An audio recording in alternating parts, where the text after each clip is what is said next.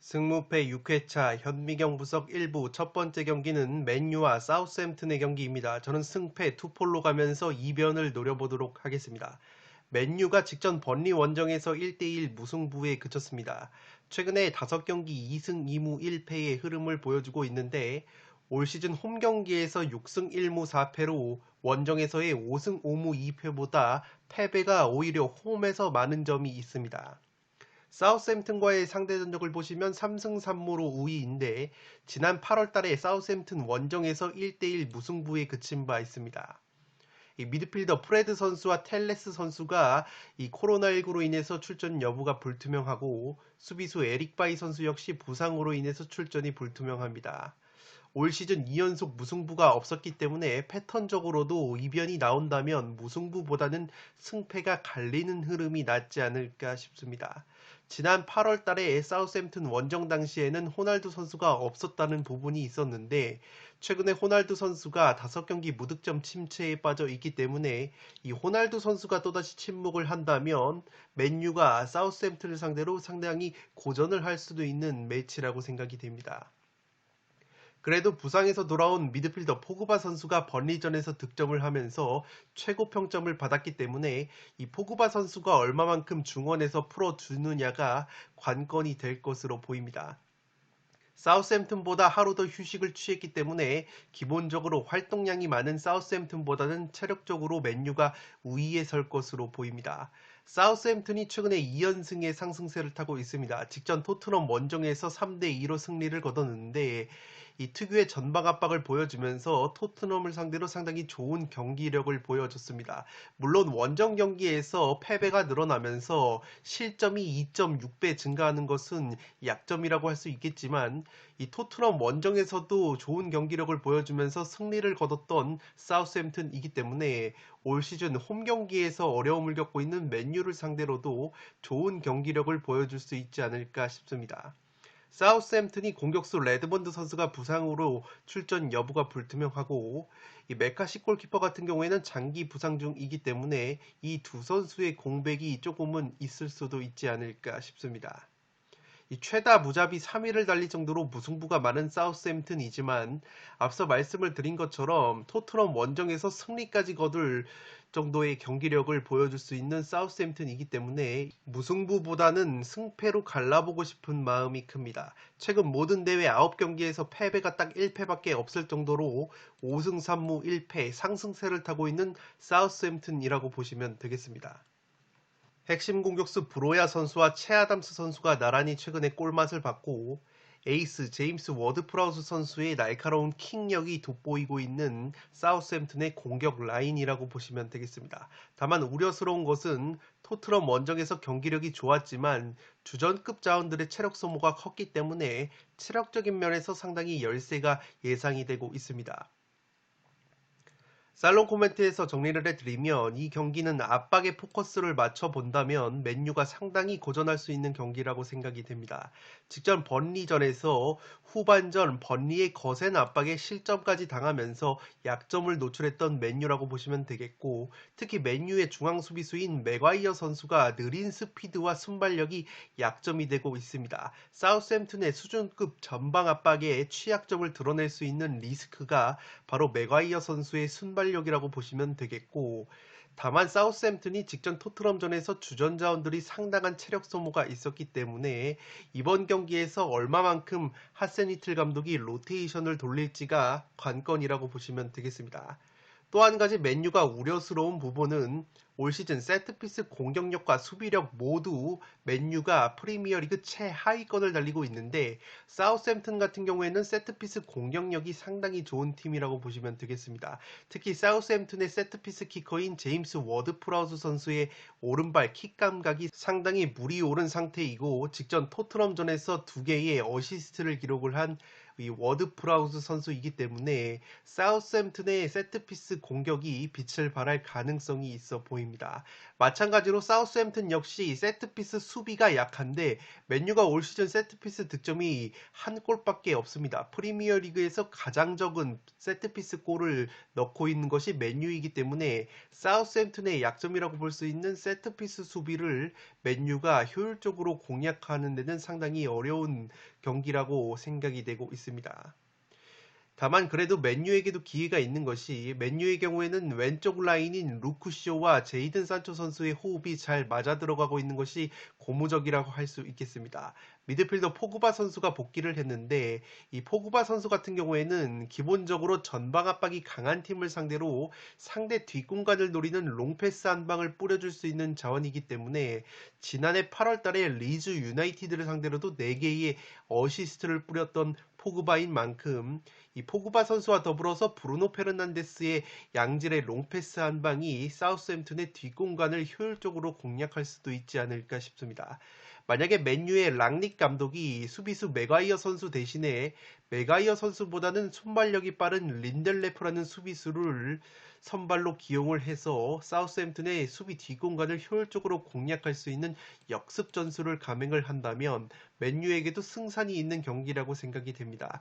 패턴적으로 맨유가 올 시즌 2연속 무승부가 없고 홈에서 무승부가 딱 한 번이라는 점과 양팀 모두 서로를 공략할 만한 무기가 있다는 점에서 이 경기는 승패로 갈라범직한 매치라고 생각이 됩니다. 1번 경기는 승패 투폴로 가보도록 하겠습니다. 두 번째 경기는 카디스와 셀타비고의 경기인데 카디스의 단통 패배로 가보도록 하겠습니다. 카디스가 직전 마요르카 원정에서 1대2로 패배를 당하면서 최근에 2연패 하락세에 빠져 있습니다. 홈과 원정 경기를 비교해 봤을 때 홈에서 0승 6무 5패로 원정에서의 3승 3무 6패보다 오히려 홈에서 승리가 없는 것이 카디스라고 보시면 되겠습니다. 셀타비고와의 상대 전적을 보시면 1승 1무 4패로 열세인데 그래도 최근에는 9월 달에 셀타비고 원정을 떠나서 2대1로 승리를 거둔 바 있고 최근 두 경기로 놓고 봤을 때는 1승 1무로 오히려 우위에 있습니다. 이 부상 및 결장 예상자로는 주전 중앙수비수 겸 미드필더인 팔리 선수가 부상으로 인해서 출전 여부가 불투명합니다. 이 세트피스 득점이 7골로 의외로 많은 것이 카디스인데 세트피스 실점이 라리가에서 가장 많기 때문에 세트피스가 양날의 검이라고 보시면 되겠습니다. 이 베테랑 공격수 네그레드 선수가 최근에 2경기 연속골을 넣다가 최근 또다시 2경기 무득점 침체에 빠져 있습니다. 셀타비고는 최근에 흐름이 좋습니다. 라이오와의 홈 경기에서도 2대0 승리를 거뒀는데 최근 라리가 7경기 기준으로 봤을 때 4승 2무 1패로 패배가 딱 1패밖에 없습니다. 홈과 원정 성적을 비교해 봤을 때도 원정에서 4승 4무 3패로 홈에서의 4승 2무 6패보다 오히려 원정에서 성적이 더 다부진 모습이 있습니다. 주전급 부상 자원도 없기 때문에 셀타비고가 이 최상의 전력으로 카디스를 맞이할 수 있을 것으로 보입니다. 핵심 공격 자원인 아스파스, 멘데스, 산티미나, 이 수아레즈 같은 선수들이 컨디션이 굉장히 좋기 때문에 이번 경기 역시 좋은 경기력을 보여줄 수 있을 것으로 생각이 됩니다. 카디스를 상대로 지난 9월 달에 1대2로 패배를 당했다고 말씀을 드렸는데 당시에는 골대만 3번을 때렸던 불운한 면이 있었습니다. 살롱 코멘트에서 바로 정리를 해드리며 최근 경기력이 살아난 셀타비고가 우세한 경기를 할 것으로 생각이 됩니다. 셀타비고는 시즌 초반에 경기력이 좋지 못했는데 그래도 최근에는 쿠데트 감독 특유의 4-1-3-2 포메이션에서 공격적인 축구가 살아나고 있습니다.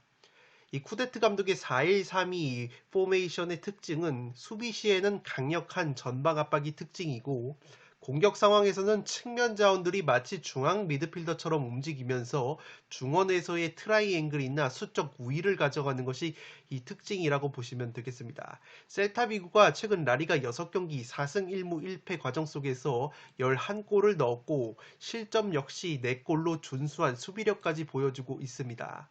제가 셀타비고로 가는 이유는 셀타비고의 전방 압박에 주목을 하고 싶어서인데 셀타비고가 라리가 최고 수준의 전방 압박을 보여주고 있습니다. 지금 보시는 PPDA라는 수치가 낮으면 낮을수록 전방 압박 강도가 굉장히 센 팀이라고 보시면 되겠는데 셀타비고 같은 경우에는 9.2로 상당히 낮은 PPDA 수치를 보여주면서 이 압박에 의한 골 득점이 6골이나 될 정도로 상당히 압박에 효율적인 팀이라고 보시면 되겠습니다. 최근에 카디스가 이 상대의 전방 압박에 취약한 부분이 있었습니다. 이 셀타비고와 비슷한 압박 강도와 득점 전환율을 보여주고 있는 이 헤타페를 보시면 헤타페 역시 지금 전방 압박 수치가 상당히 낮게 나오면서 이 득점 수가 셀타비고와 똑같은데 이러한 헤타페를 만나서 카디스가 0대4로 완패를 당한 바 있습니다. 이 헤타페 이외에도 카디스가 전방 압박이 뛰어난 팀들인 오사수나나 이 발렌시아 같은 팀들을 상대로 최근 모두 패배를 당했기 때문에 이러한 팀들보다 오히려 전방 압박이 강한 이 셀타비고를 상대로 상당히 어려운 경기를 할 수 있지 않을까 싶습니다. 카디스가 시즌 초반에 셀타비고 원정에서 2대1 승리를 거뒀다고 말씀을 드렸지만 당시에는 셀타비고가 개막 이후에 1무 3패로 승리가 없었던 조금은 마탱이가 가있던 시절이었다고 보시면 되겠습니다. 카디스가 세트피스 공격에 의외로 강점이 있다고 말씀을 드렸고 이 지난 셀타비고 전에서도 선제골을 세트피스로 만들어냈지만 이 셀타비고가 최근 수비력이 상당히 좋고 무엇보다 원정에서 더 짠물 수비를 보여주는 데다가 세트피스 실점 역시 라리가에서 최고 수준의 수비력을 보여주고 있기 때문에 셀타비고가 이번에도 카디스의 세트피스로 실점을 할 가능성은 떨어져 보이지 않나 싶습니다. 이 반면에 카디스는 이상하게 올 시즌 홈에서 아직까지 승리가 없을 정도로 홈에서 경기력이 좋지 못하고 셀타비고는 오히려 원정에서 성적이 더 좋아지는 팀이기 때문에 여러모로 셀타비고가 유리한 이 경기를 하지 않을까 싶습니다. 이번 경기는 카디스의 단통 패배로 가보도록 하겠습니다. 세 번째 경기는 브렌트포드와 크리스탈 팰리스의 경기인데 무패 투폴로 가면서 크리스탈 팰리스 사이드로 가보도록 하겠습니다.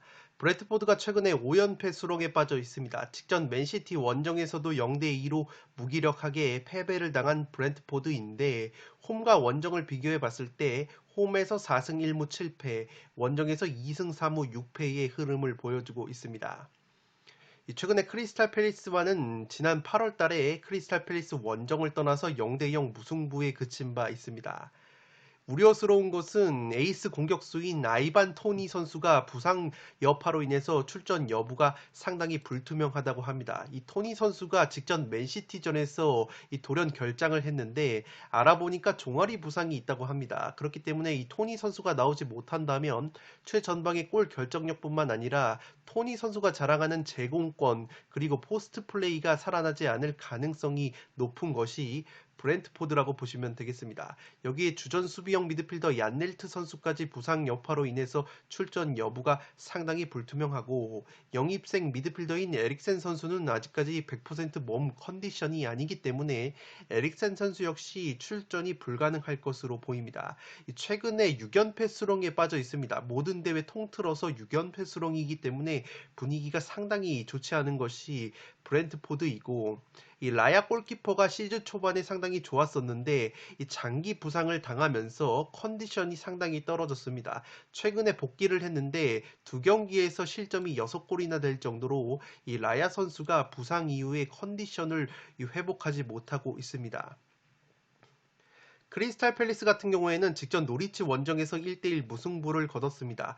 올 시즌 홈에서는 4승 5무 3패로 상당히 좋은 성적을 보여주고 있는데 원정에서는 1승 5무 5패로 원정고자 느낌이 조금은 나고 있기 때문에 크리스탈 팰리스가 올 시즌 무승부가 10번이나 있는 만큼 무승부는 기본적으로 깔고 가야 되는 매치라고 생각이 됩니다. 크리스탈 팰리스는 주전 미드필더 쿠야테 선수가 부상 여파로 출전 여부가 불투명한 것을 제외하면은 이렇다 할 핵심 자원의 이탈은 없을 것으로 보입니다. 크리스탈 팰리스가 프리미어리그에서 가장 많은 세트피스 실점을 기록 중인 팀인데 기본적으로 브렌트포드가 세트피스 득점이 상당히 좋은 팀입니다. 특히 기대 득점 수치가 11.3골로 세트피스 상황에서 굉장히 많은 골이 기대되는 팀 중에 하나이기 때문에 이 브렌트포드가 자랑하는 세트피스에 크리스탈 팰리스가 실점을 할 가능성이 조금은 높지 않나 싶습니다. 크리스탈 팰리스의 에이스 공격 자원인 윌프리드 자아 선수가 노리치 시티전에서 호쾌한 중거리 슛으로 골을 넣었지만 이 페널티킥을 실축을 하면서 이 빗발엔 활약이 되고 말았습니다. 살롱 코멘트에서 정리를 해드리면 이 경기는 브랜트포드의 핵심 공격수 토니 선수의 출전 여부가 관건으로 보여집니다. 직전 맨시티전에서 토니 선수가 종아리 부상 여파로 결장이 됐는데 이번 크리스탈 팰리스 전에서도 나오지 못한다면 브랜트포드로서는 큰 타격이 될 것으로 생각이 됩니다. 최근 브랜트포드가 6연패 과정 속에서 실점이 무려 18골로 많지만 문제는 득점도 4골밖에 없었기 때문에 가뜩이나 공격력이 나오지 않는 상황에서 토니까지 나오지 못한다면 제 아무리 크리스탈 팰리스가 원정고자 느낌이 있다고 하더라도 크리스탈 팰리스를 상대로 쉽게 골을 넣기에는 어렵지 않을까 싶습니다. 다만 크리스탈 팰리스가 우려스러운 것은 세트피스 실점이 12골로 프리미어리그에서 가장 많은 팀이 크리스탈 팰리스이고 반면에 브랜트포드는 기본적으로 세트피스 득점력이 상당히 좋은 팀이기 때문에 브랜트포드 역시 세트피스에서 한 방을 보여줄 수 있는 경기라는 점에서 이 경기는 무승부도 가져가 봄직한 매치라고 생각이 됩니다. 직접 맨시티전에서 브랜트포드의 라야 골키퍼가 전방 압박에 의해서 실책을 범하면서 쐐기골을 헌납을 했습니다. 크리스탈 팰리스가 순간적인 전방 압박을 골로 연결하는 능력이 의외로 프리미어리그에서 가장 최상위권 팀이라고 보시면 되겠습니다. 제가 여기 또 통계를 가지고 왔는데 앞서 카디스와 셀타비고 경기를 살펴봤을 때 봤던 표라고 보시면 되겠는데 크리스탈 팰리스 같은 경우에도 지금 전방 압박에 의한 득점력이 이 4골이나 되면서 상당히 많은 숫자의 골을 압박에 의해서 넣고 있는 팀이기 때문에 만약에 또다시 라야 골키퍼 같은 브랜트포드의 수비진이 크리스탈 팰리스의 순간적인 전방 압박에 당황을 한다면 그 역시도 브랜트포드로서는 부담이라고 할 수 있겠습니다. 공격진의 다양성을 살펴봤을 때 자하, 마테타, 아예우, 에드아르, 벤테케 같은 이 다양한 공격 자원들이 있는 크리스탈 팰리스가 화력적으로도 우세한 면이 있는 것 같습니다. 브랜트포드의 토니가 나오지 못한다는 가정하에 브랜트포드도 세트피스 공격력을 앞세운 저력을 보여준다면 팰리스의 원정고자 면모와 무자비 면모가 겹치면서 최대치로 무승부가 나올 만한 매치라고 생각이 되고 아니면 그래도 공격적인 카드가 다양하면서 전방 압박이라는 확실한 무기가 있는 팰리스가 최근 공격력과 수비력 모두 흔들리고 있는 브랜트포드를 상대로 이 원정 승리도 충분히 노릴 수 있는 매치라고 생각이 됩니다. 브랜트포드의 라야 골키퍼가 확실히 부상을 당하기 전보다 컨디션이 떨어져 있는 것도 브랜트포드로서는 리스크로 보여집니다. 따라서 3번 경기는 무패 투폴로 가면서 크리스탈 팰리스 사이드로 가보도록 하겠습니다. 4번 경기는 에버튼과 리즈의 경기인데 승패로 갈라보도록 하겠습니다. 에버튼이 직전 뉴캐슬 원정에서 1대3으로 패배를 당하면서 최근에 5경기 2승 3패의 흐름을 보여주고 있습니다. 그나마 올 시즌 홈 경기에서 4승 1무 5패로 원정에서의 1승 3무 7패보다는 확실히 홈구장인 구디슨 파크에서 좋은 경기력을 보여주고 있습니다. 지난 8월달에 리즈 원정에서 2대2 무승부에 그쳤던 에버튼이고 상대 전적을 보시면 1승 2무 2패로 조금은 열세인 부분이 있습니다. 주전 미드필더 두쿠레 선수가 장기 부상으로 빠져 있고 수비수 예리미나 선수와 핵심 공격 자원인 그레이 선수가 부상 여파로 인해서 출전 여부가 불투명합니다. 이 세트피스 득점이 올 시즌 기대보다는 많이 나오지 않고 있고 무엇보다 에버튼이 현재 램파드 감독으로 바뀌었는데 램파드 감독 이전에 팀을 이끌었던 베니테즈 감독 체제에서 세트피스 실점이 상당히 많았던 약점이 있습니다. 그래도 에버튼이 고무적이라고 할 수 있는 것은 공격수 칼버트 루인 선수가 직전 뉴캐슬전에서 벤치에서 대기를 했기 때문에 이번 경기는 선발 출전 가능성이 높아 보입니다. 최근에 히샬리송 선수가 그래도 공격 쪽에서 제 몫을 해주고 있고 타운젠드 선수 역시 4경기에서 2골을 넣어주고 있지만 리그 경기에서는 최근에 골이 없습니다. 그레이 선수가 올 시즌 리그에서 5골 2도움으로 맹활약을 해주고 있었는데 그레이 선수가 부상 여파로 인해서 출전 여부가 불투명한 것이 상당히 뼈아프게 작용을 할 것으로 보입니다. 영입생 미드필더 알리 선수와 반더비크 선수가 데뷔전을 치렀기 때문에 이 알리와 반더비크가 얼마만큼 해주느냐가 후반기 관건이 될 것으로 보입니다. 리즈 같은 경우에는 아스톤 빌라 원정에서 3대3 무승부를 거뒀습니다. 이 굉장히 화력적으로 좋은 모습을 보여주고 있는 리즈인데 최근 프리미어리그 4경기 기준으로 2승 1무 1패 나쁘지 않은 흐름을 보여주고 있습니다. 특히 3경기에서 이 3골씩 넣으면서 이 폭발적인 득점력을 보여주고 있습니다. 주전 공격수 벤포드 선수가 부상으로 빠져 있고 핵심 미드필더 칼빈 필립스까지 부상으로 빠져 있지만 이 나머지 선수들이 제 몫을 해주면서 공백이 느껴지지 않고 있습니다. 홈과 원정을 비교해 봤을 때 홈에서 3승 4무 4패, 원정에서 2승 4무 5패로 이 비교적 비슷한 흐름이 있지만 원정에서는 확실히 실점이 26골로 이 9골이나 홈보다 증가하는 부분이 있습니다. 프리미어리그 최다 실점 3위를 달릴 정도로 확실히 리즈는 이 수비 밸런스가 약점이 있다고 보시면 되겠습니다. 이 리즈의 에이스 공격수인 하피냐 선수가 에버튼 상대로 3경기 3골 킬러 면모가 있습니다. 또한 데니얼 제임스라는 맨유 출신의 공격수 역시 직전 아스톤빌라 원정에서 2골이나 넣어주면서 맹활약을 했기 때문에 이 공격진의 컨디션 같은 경우에는 리즈가 나쁘지 않다고 보시면 되겠습니다.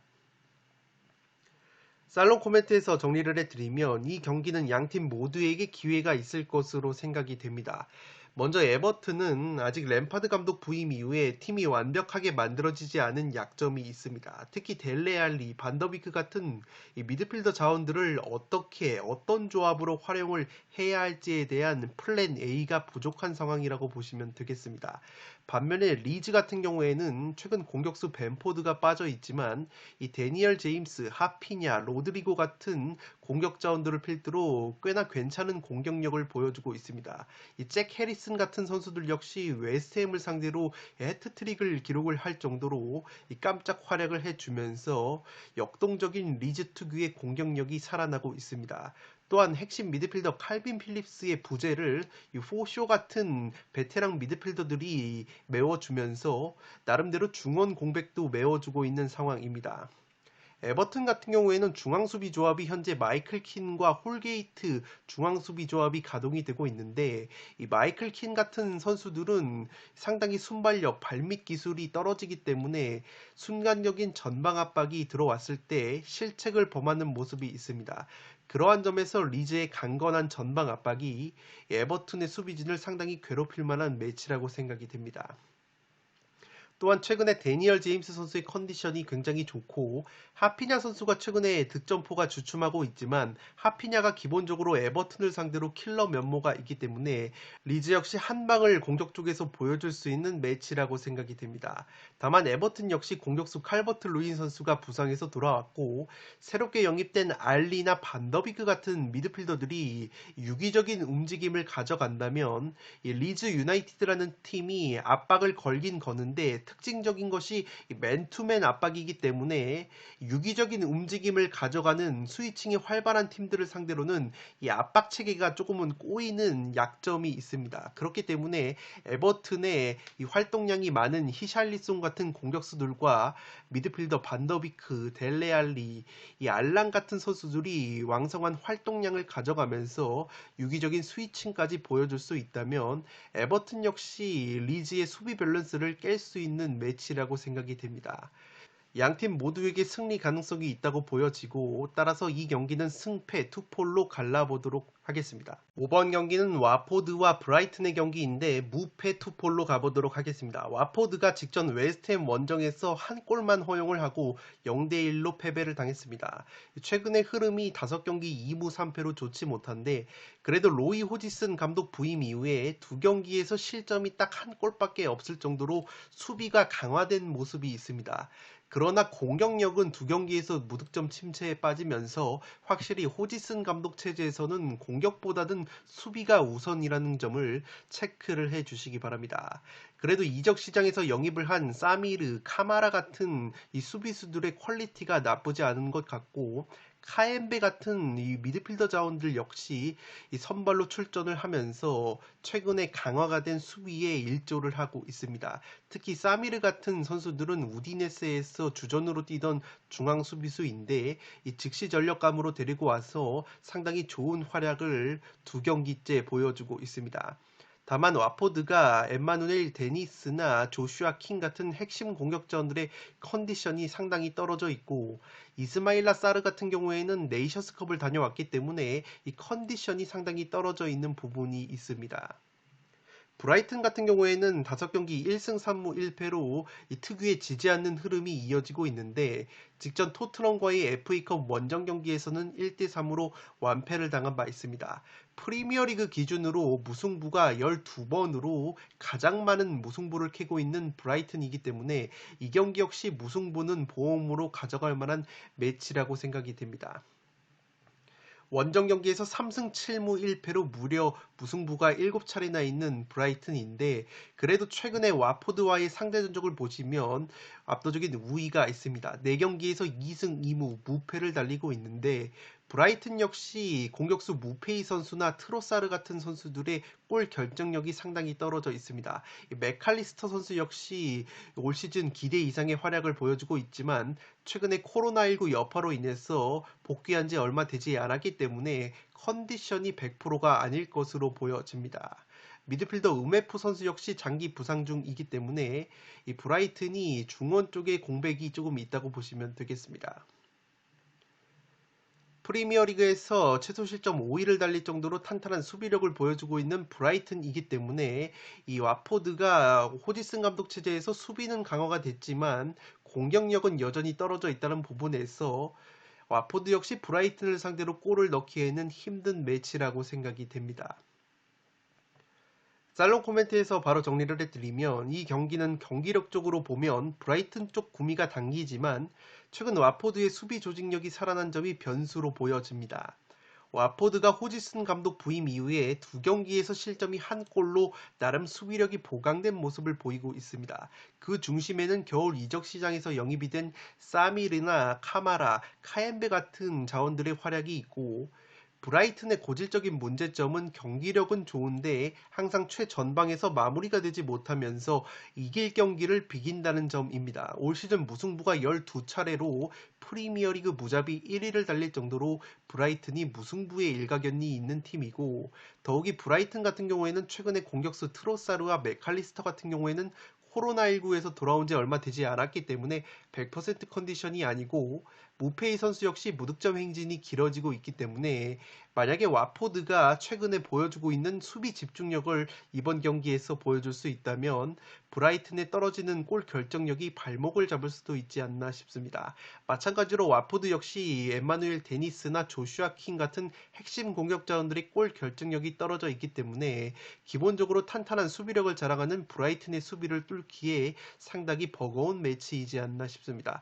따라서 브라이튼의 경기력을 고려한 브라이튼의 승리와 와포드의 최근 향상된 수비 집중력을 고려한 무승부 투포를 가져가 보도록 하겠습니다. 6번 경기는 비아레알과 레알 마드리드의 경기인데 단통 무승부로 가보도록 하겠습니다. 비아레알이 베티스 원정에서 2대0 승리를 거두면서 2연승의 상승세를 타고 있습니다. 홈과 원정을 비교해 봤을 때 홈에서 7승 3무 2패, 원정에서 2승 5무 4패로 확실히 홈 깡패 면모가 있는 것이 비아레알이고 무엇보다 홈에서는 공격력이 3배 이상 증가가 되는 강점이 있습니다. 레알 마드리드와의 상대 전적은 3무 3패로 열세이지만 최근에 홈에서 치른 레알과의 리그 경기에서는 무려 4연속 무승부를 거뒀을 정도로 홈에서는 레알 마드리드를 상대로 패하지 않는 흐름이 있습니다. 지난 9월 달에 레알 마드리드 원정을 떠나서도 0대0 무승부를 거뒀던 저력을 보여준 비아레알이기 때문에 이번 경기 역시 단통 무승부도 꽤나 합리적인 선택이 되지 않을까 싶습니다. 이 제라르 모레노라는 핵심 공격 자원이 또다시 부상 여파로 출전 여부가 불투명하기 때문에 이 벤제마가 빠지는 레알 마드리드와 이 쌤쌤이라고 보시면 되겠습니다. 세트피스 득점이 7골로 준수한 편이고 이 세트피스 실점이 최소 실점을 달릴 정도로 수비가 굉장히 좋기 때문에 이 비아레알이 홈에서만큼은 공수에서 상당히 안정감 있는 밸런스를 보여주고 있습니다. 핵심 공격수 단주마 선수가 부상에서 돌아온 것은 고무적이라고 할 수 있겠고 토트넘에서 미드필더 로셀소까지 합류가 됐기 때문에 이 교체 카드 한 장이 늘어난 건 역시 고무적이라고 할 수 있겠습니다. 레알 같은 경우에도 그라나다와의 홈 경기에서 1대0 승리를 거두면서 5경기 3승 1무 1패 나쁘지 않은 흐름을 보여주고 있습니다. 홈과 원정에서 기복이 없는 성적을 보여주면서 1위를 질주를 하고 있는 레알 마드리드인데, 이 제라르 모레노가 비아레알이 빠지는 것처럼 레알 역시 핵심 공격수 벤제마 선수가 햄스트링 여파로 출전 여부가 불투명합니다. 또한 핵심 미드필더인 카세미루 선수 역시 불투명하다는 보도가 있기 때문에 레알 역시 전력 누수가 있을 것으로 보입니다. 비아레알전 이후에 3일 뒤에 챔피언스리그 파리 생제르맹 원정을 떠나는 일정이기 때문에 무리해서 벤제마 선수를 출전시키지는 않을 것으로 생각이 되기 때문에 에이스 비니시우스 선수의 어깨가 상당히 무거울 것으로 생각이 됩니다. 살롱 코멘트에서 정리를 해드리면 이 경기는 양팀 핵심 공격수가 결장 가능성이 나란히 높다는 부분에서 팽팽한 무승부 구미가 당기지 않나 싶습니다. 비아레알과 레알 모두 최전방에서 방점을 찍어줄 수 있는 공격수 모레노와 벤제메가 나란히 부상 여파로 인해서 출전 여부가 불투명하기 때문에 이 화력적으로 골 결정력에 문제가 있을 수 있지 않을까 싶습니다. 레알 같은 경우에는 파리 생제르맹과의 챔피언스리그 16강 원정을 앞두고 있기 때문에 벤제마 선수를 무리해서 출전을 시킬 것 같지는 않습니다. 양팀 중원 라인의 퀄리티나 다른 공격 자원들의 퀄리티를 비교해 봤을 때도 상당히 5대5 느낌이 강하고, 비아레알이 기본적으로 홈에서 좋은 성적과 공격력을 보여주고 레알과 치른 이 리그 홈 경기에서 4연속 무승부를 거두고 있을 정도로 홈에서만큼은 레알과 굉장히 끈적한 승부를 펼치는 팀이기 때문에 이번 경기 역시 충분히 해볼 만한 매치라고 생각이 됩니다. 비아레알은 핵심 공격수 단주마 선수가 부상해서 돌아왔고, 레알 역시 또 다른 에이스인 비니시우스가 징계에서 돌아왔기 때문에 양팀 모두 한 방을 보여줄 수 있는 저력이 있다고 본다면 이 경기 1대1 정도의 균형이 유지될 것 같은 매치라고 생각이 됩니다. 6번 경기는 단통 무승부로 가보도록 하겠습니다. 승무패 6회차 현미경부석 1부 마지막 경기는 7번 경기로 들어온 라요와 오사수나의 경기입니다. 저는 단통 무승부로 가보도록 하겠습니다. 라요가 최근에 2연패 수렁에 빠져 있습니다. 베티스와의 컵대회 홈경기에서 1대2로 패배를 당했는데, 라요가 올 시즌 승격팀임에도 불구하고 홈경기에서 무려 8승 2무 1패로 홈 깡패 면모를 보여주고 있는 팀이기 때문에 기본적으로 라요의 홈 승리를 가져가고 싶었지만, 최근에 라요가 연이은 이 경기로 인해서 체력적인 열세가 상당히 심하다고 보시면 되겠습니다. 3, 4일 간격으로 4경기를 치르는 강행군을 이어오고 있기 때문에 오사수나보다 체력적인 열세가 있고, 지난 10월 달에 오사수나 원정에서도 0대1로 패배를 당했던 라요이기 때문에 이번 경기 제 아무리 홈 라요라고 할지라도 이 체력적인 누수를 극복하기에 상당히 어려운 매치라고 생각이 됩니다. 라요가 홈 깡패 팀이지만 최근에 홈 경기에서도 패배가 서서히 늘어나고 있기 때문에 그러한 홈빨이 조금은 가실 것 같은 매치라고 보시면 되겠습니다. 라요가 최근에 어려움을 겪고 있는 것이 최전방 공격 자원인 과르디올라나 팔카오 같은 공격수들의 골 결정력이 떨어져 있다는 부분입니다. 왼쪽 측면에 알바로 가르시아나 플레이메이커 오스카 트레오 같은 선수들의 컨디션은 나쁘지가 않은데, 최전방에서 마무리를 지어줘야 될 최전방 공격 자원들의 컨디션이 떨어져 있기 때문에 그러한 부분이 약점이라고 보시면 되겠습니다. 오사수나 같은 경우에는 세비야와의 홈경기에서 0대0 무승부를 거두면서 특유의 다부진 경기력을 회복을 하고 있습니다. 물론 오사수나 역시 최전방에서 키케 가르시아나 부디미르 같은 공격수들이 폭발적인 득점력이 없기 때문에 이 득점력이 상당히 빈곤한 팀이지만 그래도 쉽게 패하지 않는 저력을 가지고 있는 팀이고, 지난 1차전 맞대결에서 라요를 상대로 특유의 전방 압박을 보여주면서 재미를 봤던 오사수나이기 때문에 체력적인 우위를 바탕으로 이번 경기 역시 전방 압박을 제대로 선보인다면 충분히 승점 1점 정도는 따낼 수 있는 매치라고 생각이 됩니다. 오사수나의 골키퍼 에레라 선수가 직전 세비야전에서 페널티킥을 막아냈기 때문에 이 에레라 골키퍼의 선방 능력에 기대를 걸 수 있는 매치라고 생각이 되고 있습니다. 살롱 코멘트에서 바로 정리를 해드리면 이 경기는 라요의 체력적인 문제가 드러날 수 있는 매치라고 생각이 됩니다. 최근 컵대회 병행으로 인해서 3, 4일 간격으로 4경기를 치르는 강행군을 소화 중인 라요이기 때문에 최근 극강의 모습을 자랑했던 홈 경기에서도 최근 3경기 1승 2패의 성적을 보여주고 있습니다.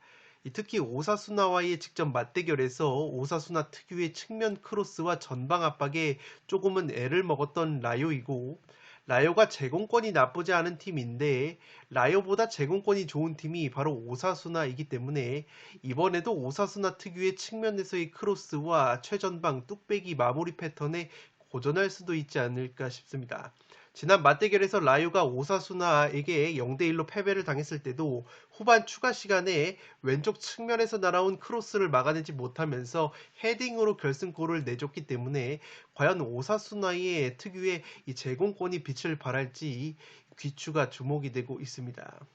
다만 라요가 여전히 홈에서 극강의 모습을 보여주는 팀인데다가 오사수나가 기본적으로 골 결정력에 문제가 많은 팀이라는 점에서 오사수나 역시 라요의 골문을 쉽게 열지는 못할 것으로 생각이 됩니다. 라요 역시 최근 팔카오, 과르디올라 같은 최전방 공격 자원들의 골 결정력이 떨어져 있다는 부분에서 저득점 무승부도 보이는 매치라고 생각이 됩니다. 오사수나가 원정에서는 무승부가 줄어드는 경향이 있고 라요가 최근 서서히 홈에서 패배가 늘어나고 있는 점을 고려를 하면 과감하게 승패로 갈라보고 싶은 마음이 있지만 그래도 라요의 홈발을 고려를 하면 쉽게 패할 것 같지 않은 느낌이 강하게 들고 있습니다. 지난 1차전 맞대결 역시 추가 시간에 극장골로 승부가 갈렸기 때문에 이번 경기 역시 팽팽한 무승부도 가져가 볼 수 있는 매치라고 생각이 됩니다. 7번 경기는 단통 무승부로 가보도록 하겠습니다. 네, 이것으로 승무패 6회차 현미경 분석 1부를 모두 마치도록 하겠습니다. 저는 연이어서 2부를 촬영을 해서 구독자 여러분들의 흐름이 끊기지 않도록 업로드를 해드리겠습니다. 영상이 도움이 되신 분들은 좋아요와 구독 버튼을 눌러주시면 풋볼살롱 채널에 크나큰 힘이 됩니다. 구독 버튼 옆에 종 모양의 알림 설정을 해주시면 그 누구보다 빠르게 양질의 축구 승무패 프로토 관련 분석 컨텐츠를 만나보실 수 있습니다. 지금까지 풋볼 살롱이었습니다. 감사합니다.